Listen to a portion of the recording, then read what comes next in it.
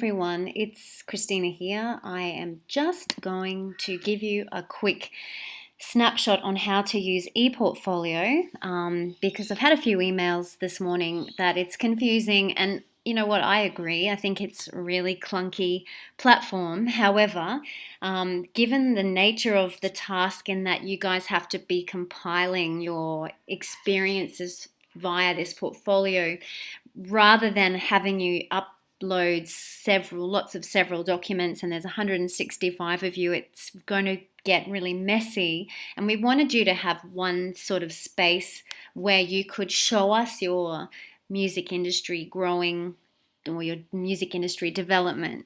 So this ePortfolio is really the only way that we can go about doing it. That's QUT, ticker box friendly, and we don't get into trouble. Otherwise, I would have let you use other platforms. But look, it's not that difficult. I've gone through and worked it out, and if I can do it, you definitely can do it. Basically, come over to the menu bar and click on Tools, and then scroll down to Student ePortfolio and click on that.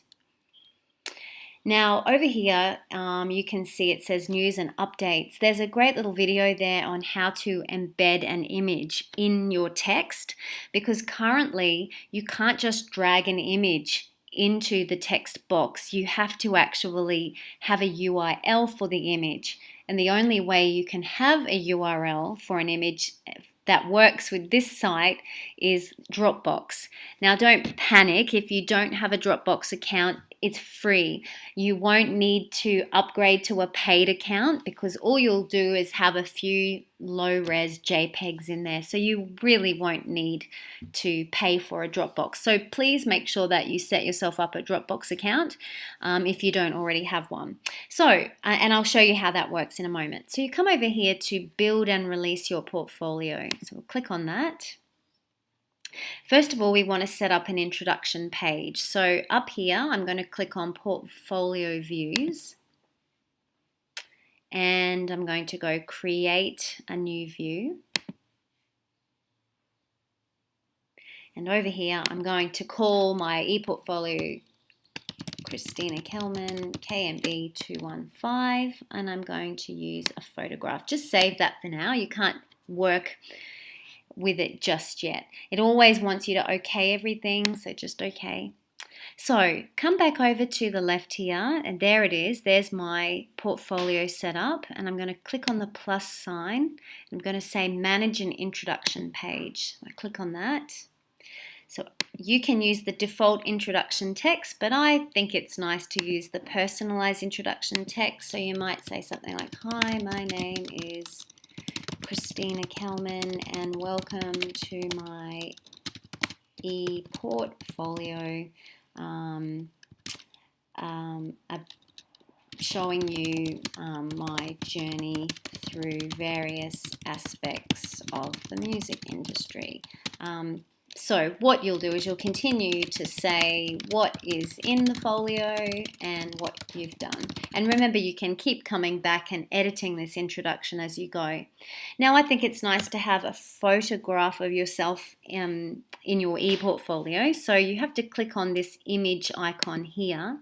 Now, this is where you need this URL. So I've got my Dropbox open, and what I've done is in Dropbox, I've created a folder called ePortfolio Images. So I'm just going to drop everything in ePortfolio Images for the semester. So I'm going to share this photograph here. I click Share, and now I can make a link for that photo. I'm going to go copy the link. It's automatically copied to my clipboard. Come back to my ePortfolio, and I'm going to copy and paste it into the URL. Now, if you don't get anything out of this presentation, get this bit. See at the end of the URL it says DL equals 0. You have to delete that and replace it with RAW, RAW equals 1. Okay, that basically means that it will embed the photo into the text. That's the only complicated technical thing. Now, as you can see, the photo is really, really big. And you can zoom in and see Scotty's grey hair right there. So, sorry, Scotty. So what you need to do is the longest side of the photo, you should make it about 250. And you can also put a border on it. So say I want a 5mm border. Oh, no. Or a 3mm border. Oh, no. How about we have no border? And these spaces here give you white space. So say I want 2mm of white space there and another 4mm of white space between the text. And I want that left aligned. Okay, click on OK. Great, I can preview that. And there it is. All right, so I'm going to go save. Now my introduction page is done. Great. Now, to start adding each of your portfolio items, I think we should do that under experiences. Now, there's a list of experiences there that you can use. I'm going to add my own. I'm going to call it music industry experiences, and I'm going to save that. Then good, okay, and then I'm going to come back over to it and I'm going to click on the little plus sign again. And you can have, academic, which might be your annotated bibliography and then your research essay. Work could be I just did live event management at the milk factory, or I volunteered at Triple Z, or community, you might be Triple Z there. Personal might be the reflections on the music industry intensive. It doesn't really matter which one you use, but I'm just going to click on personal for now. And over here, I'm going to click on new. So I'm going to call this one Reflections on the Intensive Day. As you can see, I've already been in here playing with it.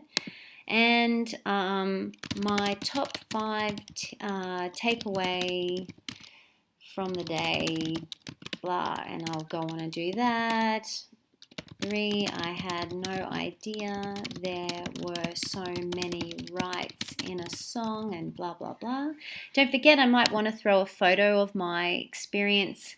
Remember, it's a URL, so I go to Dropbox, and there's a photo I took of the APRA talk. I go share, copy the link, and back to my portfolio, insert it. Now what am I going to do? Before I do anything, I'm going to delete 0 equals LD, and I'm going to replace it with RAW equals 1. Then it's embedded.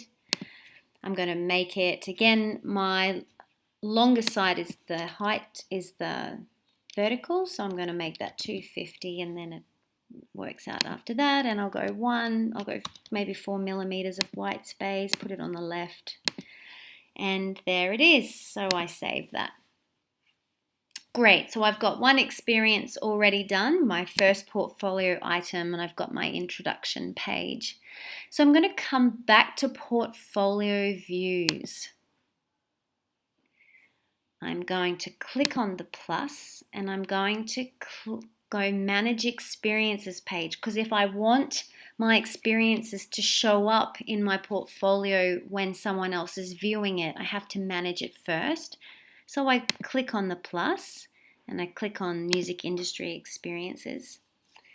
And I want to select that reflections on the intensive day. I want to include that in my portfolio for viewing. So I click on that and put it over here in selected.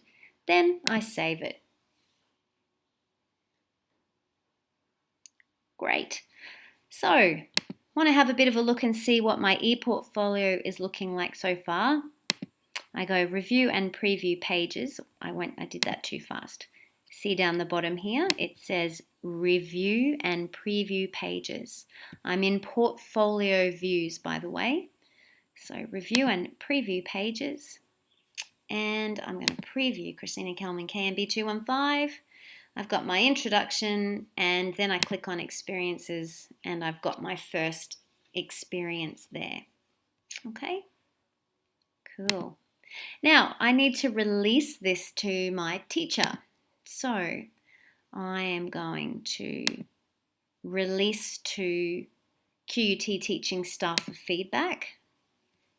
Now I come over here and I click new.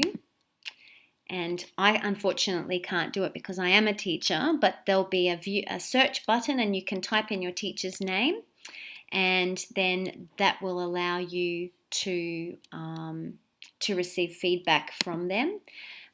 So that's teaching staff for feedback, but you also need to release it to staff members.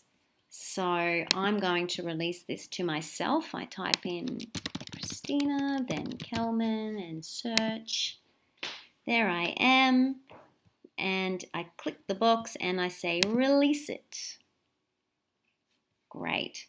And that means that I can go into ePortfolios and find all my students and check that they're submitting their portfolios each fortnight and that they're updating their ePortfolios each fortnight.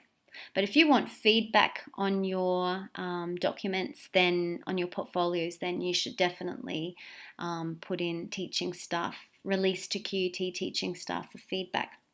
And that is about it. So good luck, and if you have any more questions, let me know. But I think it's pretty straightforward. Okay, bye.